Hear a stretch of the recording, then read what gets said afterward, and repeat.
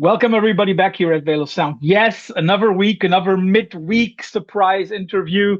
And I'm very, very happy to have one of those people here on the show who, first of all, talk as much as I do. Second of all, have a lot to talk about. And third of all, it's Justin Pearson. So, Justin, thanks for joining the show once again. Oh, thanks for having me. I again, I appreciate even the fact that you would be remotely interested in talking to me about anything. So, and this one's probably a stretch. So I appreciate it. Thank you. Yeah, Justin and I had just been talking about the music that we're going to talk about today. So, first of all, let me put it this way. Yes, it's unusual for Veil of Sound. Yes, it is, but we don't care. We like it. We do it. So, Justin, you and I want to talk about an anthology release on Free 1G that is coming up next week, Friday, by All Lever. First of all, maybe we should give people a little glimpse at when you did that. So, that's nearly 20 years ago. Um, yeah, I think I think it was 2009 when we did it. So it's sport. What is that? 16 years? 16 years ago. I'm terrible at math. Anyhow, 15. Anyhow, it's been a while. It was definitely when the sort of peak of EDM music was happening. And yeah, so that's the era, I guess, that it happened.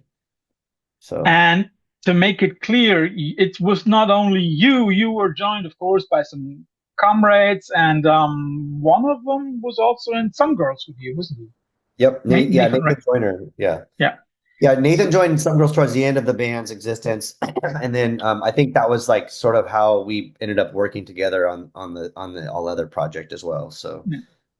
Yeah. yeah. And we should maybe say that it's really also for you, it's something different. It's not hardcore related at all. It's very much electronic. It sounds somewhere between Some Girls and an Ad Banger record. Like it's like really straight to the metal in a way.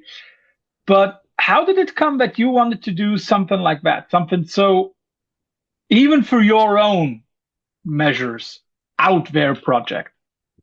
Well, to me, it seemed adjacent to the majority of the stuff I was doing because if I look at like a lot of the stuff the Locust did was a lot, it was synth heavy and it was all of the guitar and bass were affected with pedals and stuff. So it did have that element to me. And I grew up listening to bands like Sigue Sigue Sputnik and then Yellow and just shit that was like kind of weird and like Devo obviously and then eventually like I thought that All Leather was kind of in the realm of, let's say, Atari Teenage Riot, maybe, which Mhm. which is basically I would consider digital hardcore. And not that All Leather is hardcore, but there is brutal aspects to it. Yeah. But yeah. So at the time of the band starting, it made sense. Nathan and I were working at this gay club, and so we were constantly hearing dance music, and we thought, oh yeah, well, let's do that. Like, but like as a band, because it was just at night after night we'd watch these DJs up there pushing play, and we were like, we could totally do this with instruments, and we failed miserably, but that was like what we were attempting to do. I wouldn't even say you failed miserably. It's just the fact that I cannot see a band like All Ever perform at a gay club. Even though it would suit, and some of the track titles, I mean, like for everybody out there with kids, maybe you don't want to listen to this interview while kids were around because I'll just give you a few of the track titles. I do it with my prick out, moist around the edges. When I grow up, I want to fuck like a girl. So those are just three of the first four track titles. Um, but again, just to talk about the music because I think that's very important. It's interesting that you connected with some of your older bands, for example, the Locust, because when listening to the bass, I mean the bass lines and all ever, there are moments when I feel somewhat reminded, and I don't know why, but somewhat reminded of some of that stuff. Did you yourself play the bass in All Ever? Well, oddly enough, so on the anthology, the new version of the album of the material, there is bass lines on there, but I did not. Nathan did it. So Mhm. initially, when we started the band, we were a three piece. Mhm. guitar, drums, and vocals. And so we kind of made it to where like if we can't do this live, we're not going to record it. So Mhm. there will be two, sometimes there will be like a bass line, I'm using air quotes, that would be like a sequenced piece that we'd be looping through a pedal. And then Nathan would play over that like another guitar line, but there would Yeah. never be like a bass. So that's kind of an important part because maybe we'll get into it, but it has to do with the Bloody Beetroots play pretending to play one of our songs on with a bass. But yeah, so there wasn't any bass. And the thing is, like, it was interesting how we made the music because I mean, Nathan had a ton of pedals and was just really, really good and creative at making these sounds that seemed that just they seemed like what people were creating with EDM. And so it was just like nothing sounded like a guitar, and that was kind of what we were going for. And a lot of times we were having these frequencies that we'd have to figure out where they lived, having drums that were not acoustic, because we had like electronic drums, so we'd have all these strange sounds. So we were trying to find things that wouldn't compete, and a lot of times, like we felt that a bass line would do that. Um, it's interesting, when you say that, because as I said, I mean, like most electronic dance music relies to 90% of the time relies on the bass, right? Because it's a thing that gets your feet moving. And when you then say, okay, we didn't even use one, that makes it even more interesting. Did you Well, the ever? kick, You go on. I think with the EDM, that was very heavy on the kick, and the and Gotcha. the and so each kick it occupies. It's not like a regular the attack of like an acoustic kit where it's like boom and then kind of fades off. There's like this there Yeah, it's like a box, right? but it's big. It's like Yeah. each do, do, do, do. There's not a Yeah. lot of room for a bass line to weave in and out there without competing with those frequencies. So we were definitely trying to focus on the kick bass part, Hmm. like the bass Yeah. Yeah. drum, I guess, Yeah. and then add the other elements to it. So um, I don't know because a lot of EDM at that time was very almost almost minimal. It'd be like this sort of like obvious drum beat, and then there'll be Mhm. like a synth line over it or whatever the hell Yeah. the electronic artist want, and then a Yeah. vocal. So we were trying to kind of keep it in that realm. I mean, you can layer the shit out of it and have all that. I do that now with Planet B. That it's like very very layered of stuff. There's like four bass lines and multiple drums, layered. So, but yeah, we were trying to just keep it like very simple. I think to what we were exposed to at the time. Did you ever get to perform with all lever? Yeah, we toured a bit, and it was absolutely fucking terrible. Because we had like we were a small band and we had a Yeah. really shitty electronic drum set, and we learned really quick that you can't just play DIY venues with vocal PAs because we needed a proper sound system to push the drums. So Yeah. we like borrowed or somehow got a hold of subs and we brought them on tour. It was a disaster, I think, all the way until the very end, when we were kind of able to play like decent venues and stuff. But Yeah. it was a trip to learn that process because we would show up to like, DIY spots where there'd be bands with real drums and real amps and full bands, and we would have just like these two PA speakers on the side projecting all of the music except all the drums and the vocals. It was just a lot, and we couldn't really. It was a hard lesson to learn. So yeah, we did tour a bit in the U.S. and Canada. So yeah. You just used the word disaster, and I think that is where we should also come to full honest truth. That was one of the reasons why I wanted to talk to you, because you've sent me an email and you very, very clearly spoke about, very, very honestly spoke about the financial disaster behind the all lever project. Um, let's first cut in on where you released the stuff. So you released on a record label that in its beginning, and I looked it up, in its beginning, this record label released stuff by very, very interesting bands and most of all by punk bands. They had Planes Mistaken for Stars. They had Pretty Girls Make Graves. They had J.R. Ewing. They had the Blood Brothers, for Christ's sake. They had the Blood fucking Brothers on their record. And now comes the trick. It's the label by Steve Aoki, Dim Mak. First of all, how did it ever get to the point that you released something on Dim Mak? Well, before Steve was known as this, Larger than life Asian guy. yeah, I mean, I don't know if his race has anything to do with it, but like he was this like, well, okay, so he has honed in on the fact that he was part of this thing called the Pickle Patch, which is Mm-hmm. I mean, I'm not trying to discredit anything. I'm just saying the Pickle Patch was an apartment complex in a place called Isla Vista, which is Santa Barbara, and it's a college area. And the Locust played there a couple times, or at least once. We played a show there with, I think it was with His Hero's Gone and Gut Hustle, which is pretty fucking weird if that actually happened.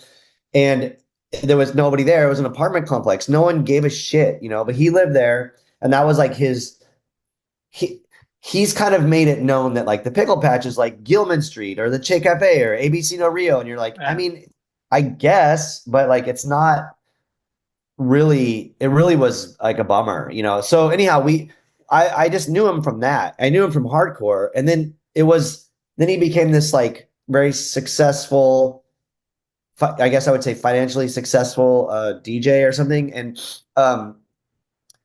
had that label, and and yeah, a lot of our friends were on it. Like I think even before we did the record with him, they put out a Das Oath album or something, and so it didn't seem like an insane move to go and work with him, but we had started All Leather, we had not recorded, we had not played a show, and someone said the guy from the Locust has a new band that's EDM, and he got in touch and was like, I want to put your record out. And I was like, you have not heard our band because no Yeah. one has, and okay, and he's got like Benihana money at the time or whatever. He comes from money, so Yeah. he's and he's successful. So he's like, yeah, I'll give you guys money to record. And we're like, okay, cool, let's do that.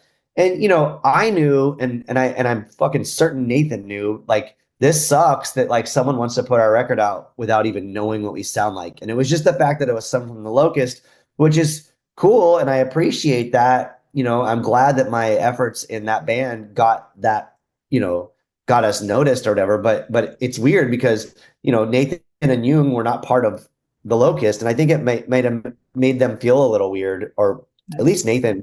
And so anyhow, we did it because we had no other options. We had no money. We were broke. We were like fucking working shit jobs and living below the poverty level. So we were like, yeah, let's let this guy pay for our recording. So that's how that kind of happened. And I think that he thought it was going to be because so EDM had existed and became like a big deal. And I think I think there was like this shift where people were EDM, like neon and like cool dance club, blah, blah, blah, whatever, was shifting to this sort of like nasty, gritty punk rock metal vibe with like skulls and shit, And so I thought they were like honing in on that, and we didn't really give them that necessarily, but that was where it was going without us even knowing, because shortly after that it shifted in bizarre ways that I can't even imagine would happen.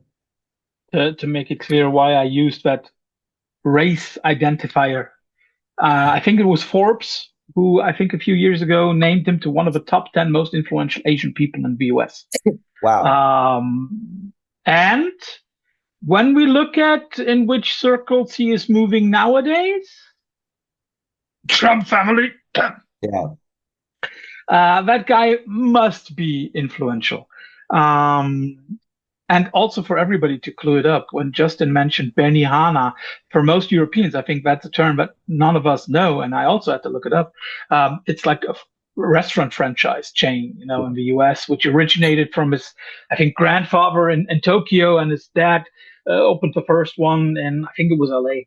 And so, yeah, Steve definitely comes from money. And for him, the money he gave you, a couple of thousand, I guess even at that time, it didn't matter to him, right? When you look at what he put out in the early zeros, shortly after the millennium, I'm very sure that there are a lot of bands which he didn't make any money of. And then we fast forward. Again, on Dim Mak, there was another band called the Bloody Beetroots. And if I understood it correctly, is it an official remix? Is it a cover? What did they do with one of your tracks? Well, I think that Steven did a track with them called Warp, and it was very successful in the electronic dance music world. And so I think he was like honing in on this thing because the Bloody Beetroots went from being, I think, maybe visually your average, electronic DJ duo to this punk rock thing where they had Yeah. like these Spider-Man masks and they wore leather vests, and it was, and I mean, it is what it is. To me, it was just like, oh, you guys have Spider-Man mask and leather jackets or whatever. Like, Mhm. I think everyone looked at it as like, well, the Locust had, masks, but I was like, we had like uniforms, and it was not that we Yeah. were better or cooler, but it just wasn't like a Venom mask and a fucking biker jacket. Yeah. So, Yeah. but that was like the thing. I think maybe that was like what Steve thought. Like, let's link these two things up together. And so a lot of stuff happened at once. The first thing was they had me sing on the title track to the Bloody Beetroots album Rambo Rama, and they did this thing where it was just me singing. Jung and Nathan were not on it, and it just said Rambo Ramba featuring All Leather, and I was like, I mean, that's fine, but like those other guys are like, we're not, it's not All Leather. Yeah. It shouldn't.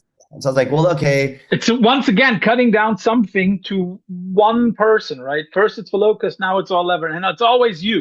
It's strange. Yeah. Well, and it's fucking frustrating for me because I feel that it causes internal conflict with projects when that I've seen it happen and where I'm not the one, I'm not the focus, and I get it. I understand why it happens. Fuck, I'm in a band with Mike Patton. That's all about Mike Patton, and I Yep. understand that world. I get it. So it's just, but it was like very very odd to have that be the thing, and then it Yeah. was just it piled up quick because they did a remix for us, and then immediately um they wanted to have me go on tour with them, Bloody Beetroots in Australia, and I was like, yeah, totally. I mean, we can get into that's a whole other fucking side story, which I actually wrote a book about it called How to Lose Friends and Irritate People, and it was a pretty embarrassing situation for myself to be in. I was completely out of bounds. I shouldn't have done it, but I was broke, and they offered me $1,500,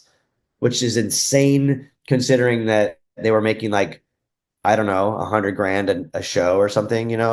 So it is what it is. Um, but yeah, so that was just bizarre in itself. Yeah. Interesting, because it reminds me very much of one of the earliest interview that we ever done here on the Veil of Sound. If anybody wants to go back, I think it's early 2023 when I spoke to back then Nathan Gray, now Natasha Gray from Voice It's Fire, and she complained about her label putting a sticker on her record which advertised her record was saying, "Oh, this is the Iron Roses with what was it with Rise Against?" Although it was just Tim McGrath doing a line on there. It's very interesting. I mean, like from a certain cross marketing kind of point of view, I can get that, but then it should still stick to, okay, this is Roborama with Justin Pearson, or this is the Iron Roses with the voice of Tim McElrath, um, to make it clear who's in it. Do you remember anything that your mates back then, Nathan and Jung, said about that when you did that Well, tour or that the show? tour was like when Ramba Ramba just came out, it was weird because I think the whole band, including myself, was like, why the fuck does it say all leather? Like it was Mm-hmm. it was it was like, hey, do you want to sing on this song? Yes. It wasn't, does all leather want to perform in this song? So it wasn't featuring all leather. So I think we were all just kind of like, this is weird and wrong. And I don't know what exactly those other guys felt, but I felt awkward and I kind of felt like cheated, not cheated, but just like screwed over a little bit. But as soon as they were like, "You want to go to Australia?" And I was like, "Yeah, I totally want to do that." But I also struggled there because they were like, "We want you to be a hype man," and I was like Flavor Flav, I didn't know what the fuck that meant, and I was like, "What do Yeah, you want me yeah. to do?" Like, "Yo, yo, yo, what's up?" Sydney or Brisbane. I didn't know what they wanted, so I was like, I Sounds said, like totally you. Yeah, I said yes, and then I was like, "But what is it? I'm doing it, but what am I doing?" You know, and that's kind of like what I do normally. But I sort of tried to steer it to like, am I singing like for you guys or with you guys? And they were like, yes, and I was like, okay, because I'm not sure I can like hype. I can come out and like sing, and the thing is, like, I was trying to wrap my head around what I was supposed to do and also try to get them to explain it to me. But they were really concerned with like, do you have torn up jeans? Do you have fucking ripped up Converse? Do you have a Black Flag shirt or what? You know, and I'm like, no. I was like, I have fucked up clothes, like because my clothes are fucked up. I can't afford, a bunch of new shit or designer shit or whatever. And they're like, cool, we want you to wear like Clash t-shirts and Misfits t-shirts. And I was like, I don't have those. But I can do the thing or whatever. I can scream, and so that was like there was just a lot of red flags, and and it was fucking terrible. It was like really. So I showed up and to the first show, and it was like we were playing to like 17,000 people or some bullshit, and I was like, what the fuck am I doing? And they're like, you're singing these songs, and I was like, I don't know the Beastie Boys song or the fucking Refused remix, which I'm not gonna sing, or like digitalism, or like I didn't know like what the fuck. I was like, I thought I would be singing Ramba Ramba and the All Leather remix, and maybe like I don't know what else. And those were two songs that I oh, and then they wanted me to sing the Warp song, the Whoop Whoop one. And I was like, Jesus, this is fucking crazy that you guys somehow wrangled me into this. But yeah, let's try this out, and it was like insane because we didn't even do mic checks. So I'd come out and I'm not like, yo, yo, yo, what's up? Wherever the fuck we were, Melbourne.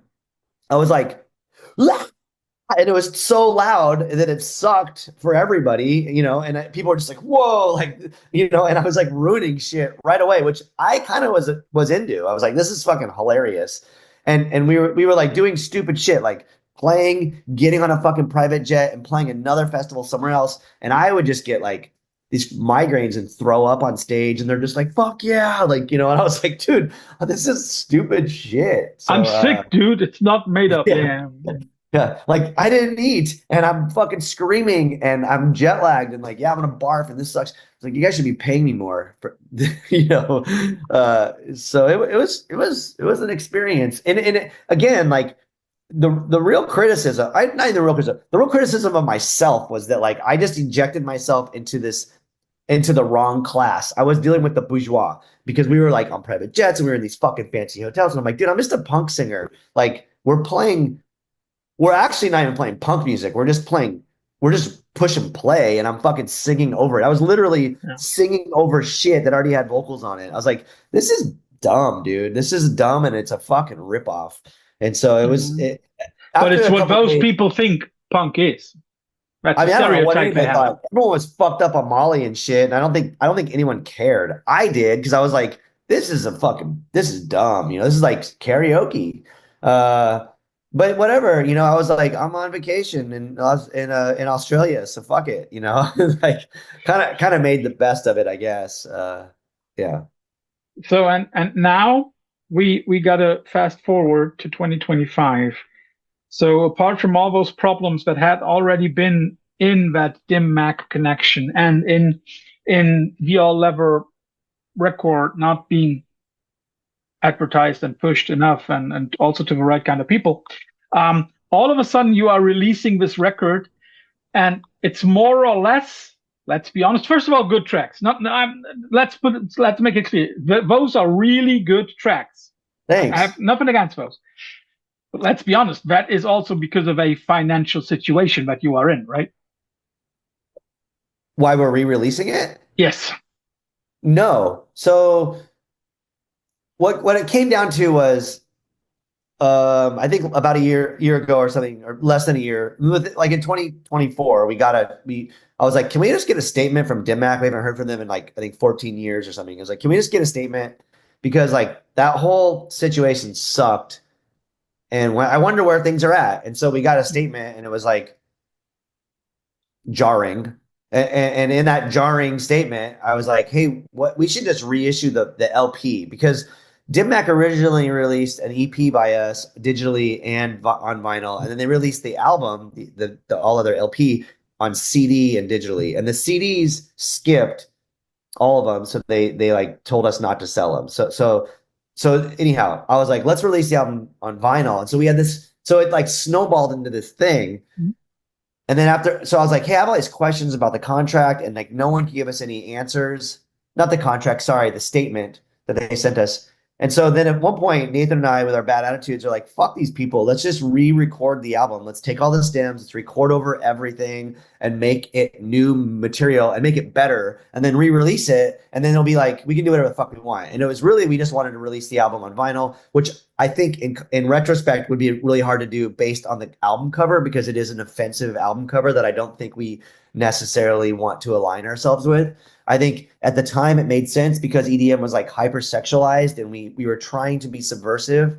If we did that or did not, that's up to the critics, I guess. But the point is, it's not something we want to do now. So we re-envisioned this whole anthology, and that was like what happened. And it really wasn't a financial thing. Like, we're broke. It was like, this shit's cool. We had a good time making it. We've learned a lot since then. I mean, Nathan went on to Psychic Graveyard and I went on to Planet B, and both of those things kind of are in that realm of electronic music. And I think we learned a lot, and we were able to bring it back and revisit all other and make it kind of more relevant or modern or something like that. And we re-envisioned it and how it should have been originally. And we just want to make a better record than what Dim Mak, put out or whatever.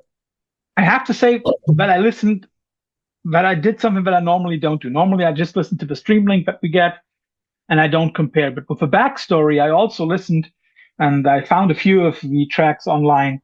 And I have to say that one definitely can feel audibly the difference between 2009 and 2025 in a very positive way. I think the tracks now have a little bit more oomph in the right position Sure. and in the right way. There's fucking bass on it now. And there is something else that you've also already just mentioned, and I think that is something that I would like to talk about. You've just mentioned the hypersexualized cover. I mean, there are actually even two covers. There's, yes. And there is also something that we should clarify, I think, and those are some of the track titles. Yeah, the F word. I don't give a fuck about the fuck, like. No, But the real I F know, word. and Yeah. I will use it once in a while. Yeah. I quote. What was it? I don't hate faggots, God does. Yeah, it's just fags, but yeah, I don't hate fags. Yeah. God does. Yeah. Yeah. Would you? I think it's important to dive into that in itself. Yes. Because I feel like that's fucking grounds to get me canceled, but with the left, I think with the left, it's really, it's interesting because, I call them Karens of the left, where they'll just be like, let's divide everyone and like just fucking destroy any kind of progressive movement possible. Where like, when that song was written, you could hear that F word on the radio. You could hear it on TV. It was in films. It was not a big deal. And at that same time, we were working the gay club, Nathan and I. Keep in mind, we shouldn't have been working there. They don't normally hire straight people. We both identify as straight men, but we should have been working there, but we did. And we were in this world that was like it was like the Wild West. Like, you called everybody every offensive thing. Yeah.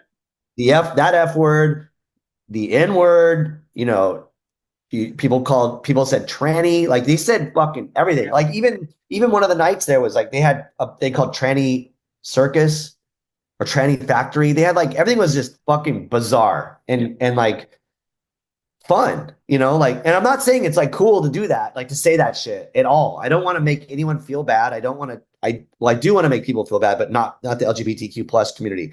But we were in this unless they're pro Trump, then I would like to make them feel totally bad. Yeah. Like, I want to talk shit about incels or neo-Nazis or whatever. If you want to talk about fucking Kanye, let's do that. Like, those are things that I think are relevant. But where we were coming from wasn't like, you are the fucking fag. It was like we were kind of making fun of this bigger picture because that whole term, like God hates fags, comes from Westboro Baptist Church, and it's fucking hateful. We were like aware of that, and like so we were in, so we were kind of using that element.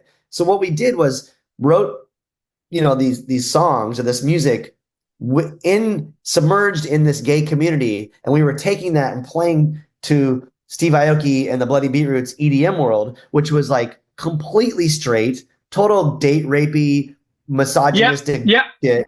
And so That is we something were that we should not forget. Yes. totally, and so we were like, oh, let's mess with these people, because when we put out the Mystery Meat video, like Jung and I are making out in the video, and I remember someone at DimMac was like, "Whoa, this is crazy," and we're like, and like kind of like in a way, like, Yeah. I don't know, should we do this? And we're like, yeah, totally. We just spent $1,000 on a fucking video. Like, I want people to react, and Yeah. it immediately worked. People were like, these fucking fags talking shit, and it was like, all right, there we go. Like we're doing something, because our whole thing was like, we want to be provocative, Yeah. if not sexually, like Yeah. politically or socially, social politically. So that was like our agenda. And at that time, there was no like trans visibility, or even like I think we were still dealing with like don't ask, don't tell bullshit in US with the military, like it I was mean, like, still think about it. George Takei got just got out, I think, like 2 or 3 years before you released that record. At yeah. age Yes. 68. I mean, like, fucking come on. Yeah. Yeah. So, and I will recognize this and say this: it is not our place as straight men to say those things or to do these things. But I think it is our place as allies of the gay community to fucking go to battle for them. Like Yeah. we are comrades. We want to fuck these people up. So that was where it came from. That was like, it wasn't us being like, you're a fag, ugh, and like being dicks. It was like, hey, we're gonna fuck you guys up with this subversive art and confuse you. And it worked well, because we would play shows, and like, EDM bros would come up and be like, dude, that album cover's sick with that chick bent over. And then they're like, what's it called? When I grow up, I want to fuck like a girl. And they're just like, what is that? And we're just like, don't worry about it, dude. Like, I don't, you're like, what are you going to like level with this guy who's like probably trying to roofie, whoever's in the bar? Like, just, there was just a lot of like shitty stuff. And we were, you know, obviously we had fucked ourselves over, because we were like, I don't know, like alienating punk and hardcore people. We were we were alienating, EDM people. So we were just like on our own, and it was what it was. But from our hearts, and it's easier said, I realized this in 2025, we were coming at it from like a political, like an activist standpoint. We wanted to fuck with people. We wanted to fuck with bigots and homophobes, and we wanted to fuck with just like, you know, toxic masculinity, which was like where that was everywhere we were at that point. Yeah. And I just want to pinpoint something to those people who now try to criticize Justin and his bandmates for doing that back then. Um, Many of those who want to criticize you for using the F word back then are the same people who are making fun of the alt-right. I think, like, what, 33 years later, realizing that Rage Against the Machine is not pro-capitalism. You Wait, know, what do you, you you think? I mean, like, Not. like the guys who make fun of the alt-rights for saying like, "Oh, I love Rage Against the Machine." Did you listen to the lyrics? Oh Did yeah, you? sure, sure. And Yeah. and then, like, you cannot praise one band for being subversive inside a system and deny the other band doing the very same thing from within a system working against it. It does not mean that I support the ticket prices that Rage Against the Machine tried to take for the last tour. But I still remember, 33 years ago when those records came out, it opened a lot of eyes here in Europe, and I hope that it did a little bit more also in America. And as I said, fighting a system from within is a very good cause. Um, Last thing that I would like to talk about before we come into the quickfire round at the end, you know how it works. I mean, like, it's always a question of, is this a one-off thing, or now that you've reworked, re-recorded those tracks, is there any new hunger in you guys to repeat something like that? I mean, it's come up in our peripheral from other people, but Nathan and I kind of looked at it as like, this is an anthology. We're going to cap our, musical career. This is like everything we did and have it be that. But with that being said, at the end of our stint of being a band, we did end up having different drummers, a synth player, second guitar. Like we did have extra people play in the band, which would have musically made it what we were trying to accomplish. And I think like if Nathan wasn't in Second Graveyard and I wasn't in Planet B, maybe it would be. And I don't know, maybe it will. I'm not sure because I think I mean I know for a fact that no one gave a shit about All Leather for the most part while we were a band. I mean, and I don't say that like in a people are always like, but I liked it. And I'm like, that's not what I mean. We weren't like Steve Aoki or Bloody Beetroots, like people gave a shit. We were like, yeah, we're playing. And that could be, and like, who cares about that? Like, I am grateful when I play a show and we fucking make 2 new fans. That's great because those 2 new people could be like the ones that we need to connect to, Yeah. But it is what it is, and I don't think I don't want to say no, but I it's just not on our radar. We're not trying to do this band again. I really do think that we just felt a bit ripped off with how the records were released and where we were at, and you couldn't get them on vinyl. And our whole objective was to make a better vinyl release of the band, and we did that. I think what we did, I think it stands up on its own, and I hope people check it out, and I think it's cool. I realized that musically we might have been ahead of our time. I think Steve was aware of that, trying to like hone in on the punk rock aspect or the punk aspect of electronic dance music. But to us, we were just kind of following, our peers, people like Sigue Sigue Sputnik or Atari Teenage Riot. We were just like those bands did that, and like we want to be in that realm too, and that's all we were really doing. So. Yeah, and I think you definitely succeeded with that. It has a very, it doesn't sound like 2009, and it also doesn't sound like 2025. It sounds very much, well, yeah, just like you said, like the influences. It has a certain 80s early techno kind of vibe. Sure. Yeah. And I don't know if you receive that as a compliment, but I totally do. Yeah. I think all that stuff, all that kind of music influenced what the Locust became, I mean, yeah. and I think that was really kind of, 80s techno was easily one of the many influential launching points for what the Locust became. Yeah. Yeah. And I think that's something that we should talk about at another point of view, because I think that is something that a lot of people misunderstood about the Locust. Sometimes I think it has less more of a punk background as people like to think it did. But that's just me interpreting. Well, I feel like there's 2 things. There's punk and there's punk rock. And I think exactly. Punk rock is stupid now, because it's been tainted by bullshit. But punk ethics, I think, are what stand the test of time. And I think that because you can look at like, to me, I look at punk as like someone who runs a dog shelter, someone's an organic farmer, things like that. You and I both see it as an attitude. Sure.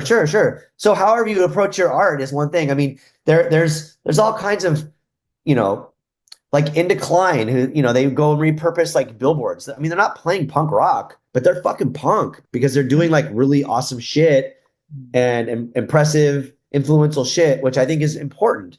And so I think that if your goal is to do something that's kind of outside of the box and you're taking a risk, that's punk in itself.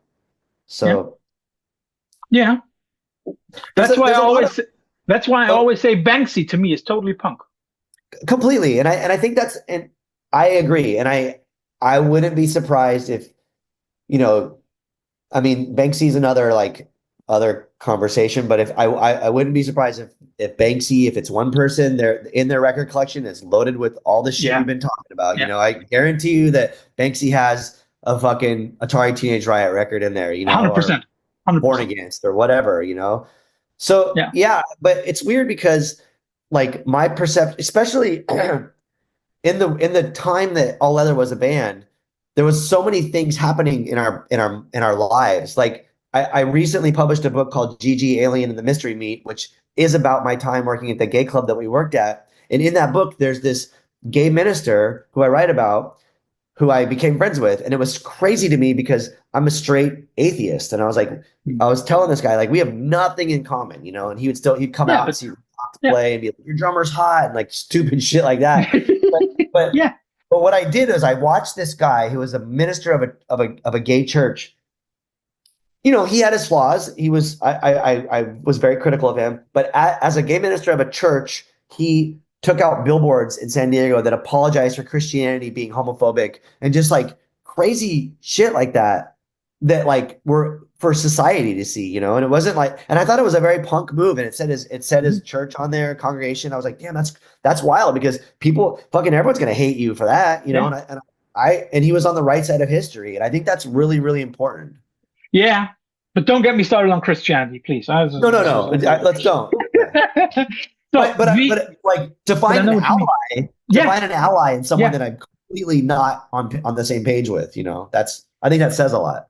Yeah. And I also think it says a lot about, people putting like labels onto other people. Like, okay, he is gay, so he cannot have any kind of connection to Christianity. Well, or he is punk, Mr. Pearson, so he cannot like stuff like Lords of a New Church. Sure. Oh, that what a great band too. You know. Yeah.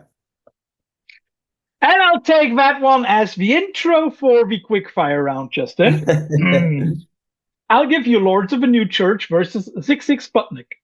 Oh And you have to man. choose.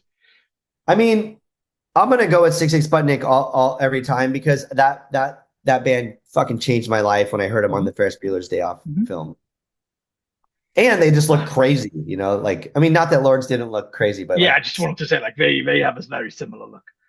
I want to say this, and not to like derail your where we're going with this, but there's footage of 66 Sputnik playing live with two drummers, and God, they look so crazy on stage. But that is what All Leather wanted to be, like 100%. So you need a second drummer. We did have that. So you need a third drummer. we actually had three drummers once when we played with the Bloody Beetroots. We were like, we got to fuck these guys up. We didn't know what they were doing live. We were like, let's get three, and so we had three. But yeah. So I think that 66 Sputniks. That's my answer. You also covered Fame by David Bowie and put it out onto the anthology. So I'll give you two Bowie records. I'll give you Station. I always mess it up. It's Station 2 Station and Hunky Dory. I mean, I'm gonna go with Because I will Space not give you Oddity. Ziggy Stardust. That's too easy. Yeah, well, I would go with Space Oddity, or I would go with Black Star. But Yeah, if you're, but I'll give you those two. Station to Station or Hunky Dory.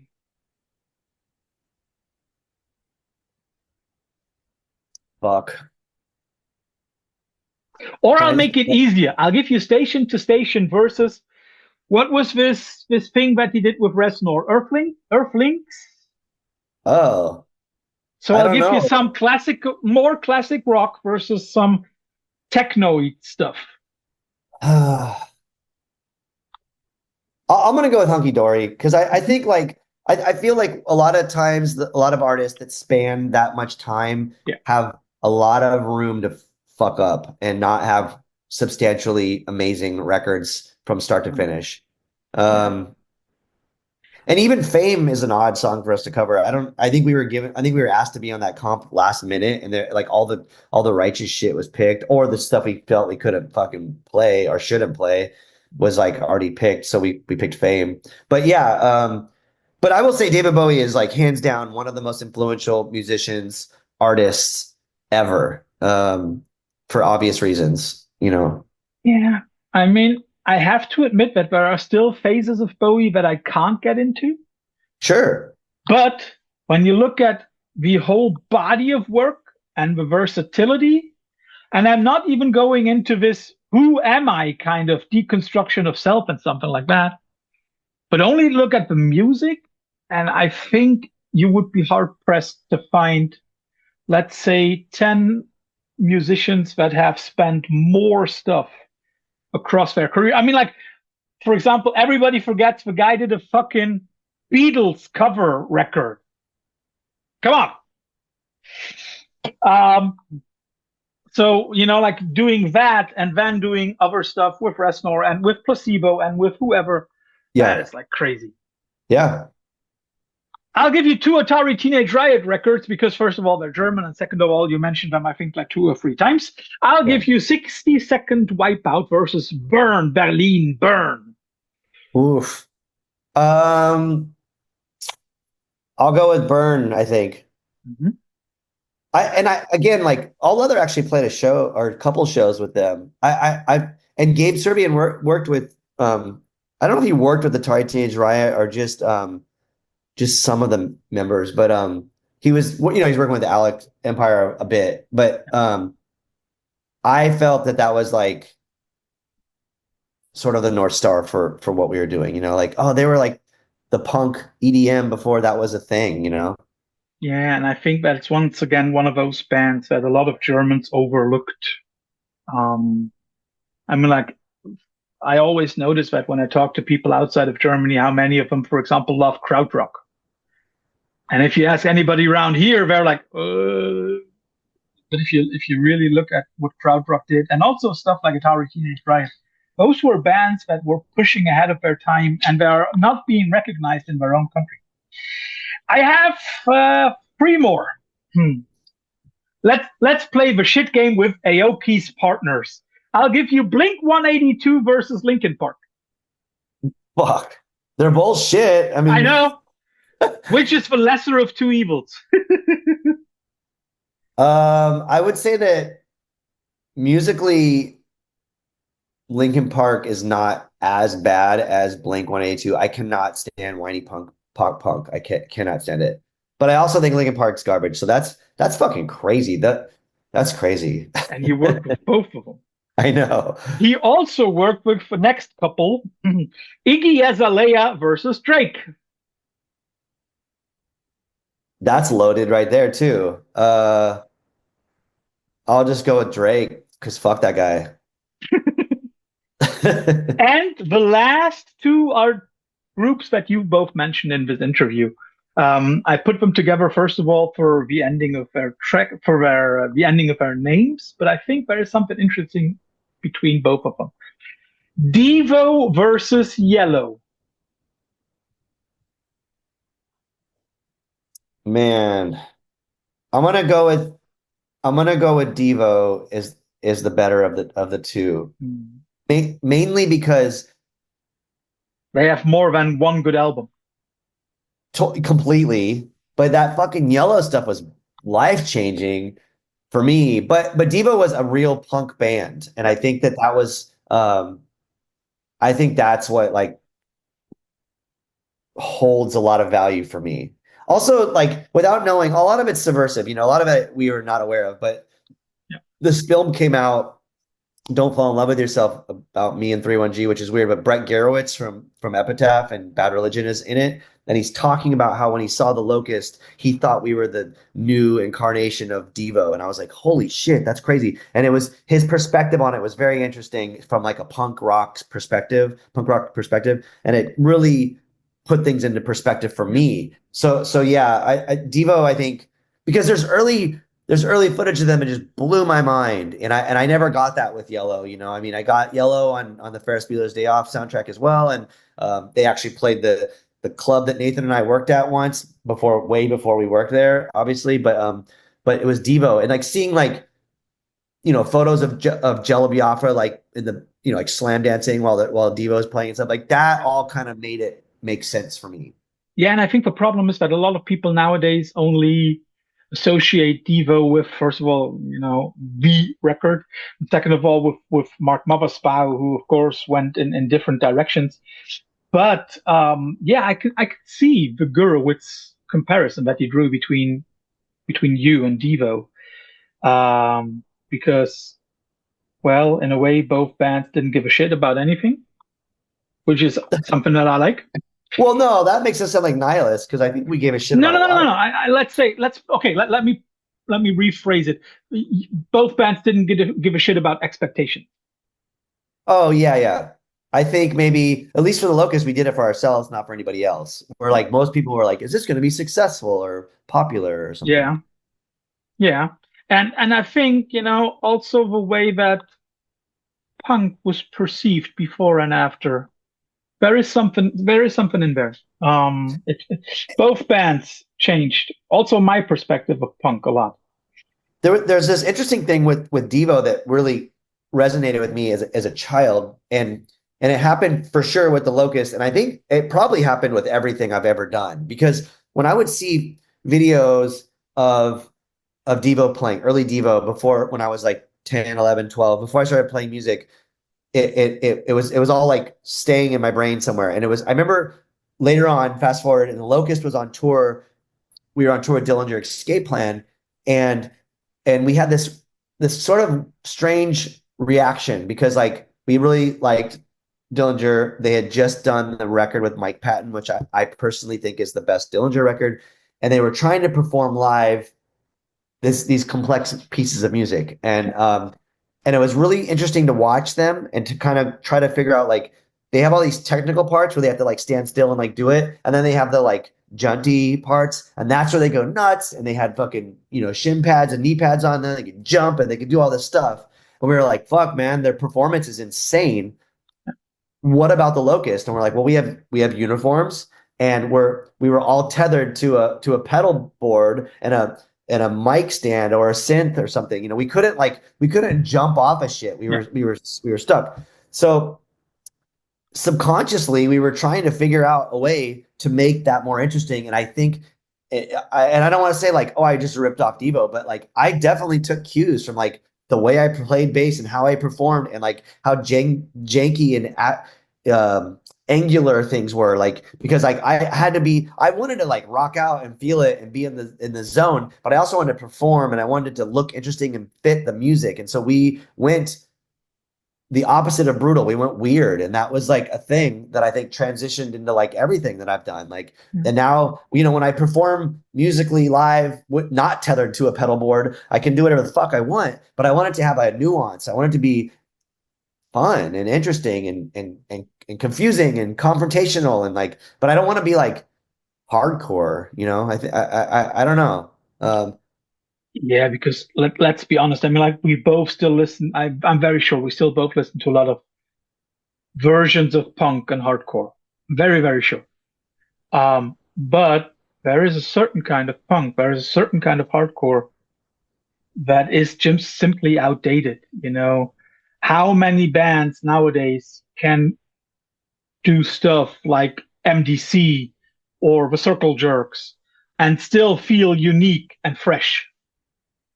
Strange. And it just doesn't work. Well, I that's a really good thing to bring up because I feel like people try to emulate that thing that already happened, but I think you should just make a new version of it because Exactly. I'll see. Yeah, because I think fucking when I saw MDC, dude, they blew my mind. They were like such an informative band. I think that shit had like I saw them when I was like 13 and it just was in Mexico. It was ruthless. It was like the best shit ever.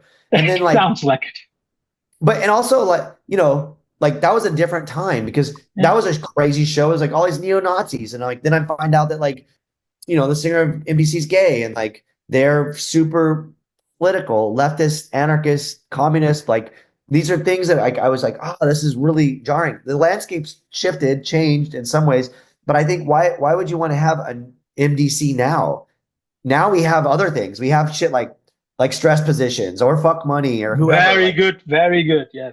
like a new version of a thing is cool, but its own thing is better. Like, Yeah. and we can borrow and reference or have that as a launching point. But like, fuck, I don't want another band to try to be the Locust. I want there to be like another thing that's just different and it doesn't have to be better. I mean, I don't think the Locust was better than Devo. I think we were just different, but we used that as like a that was sort of a launching point, I suppose. Yeah, but that is something that I also think, when I said they didn't give a shit about expectations, they also didn't.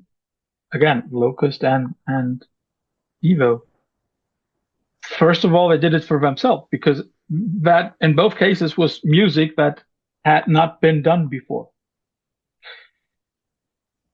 When we talk about music that has been done, 16 years ago, Mr. Pearson here released a record through Aoki's label. He's re-recorded it, and now it's got bass. So, and if you want to support Free 1G and Justin's endeavors, please, in I think it's 9 days, 10 days, something like that, check out the record. You can already listen to one or two songs out there, I think by now. Pre-order it, get it, enjoy it, and give a middle finger to any homophobe from me. Thank you. That's great. Yeah, that's great. I appreciate that.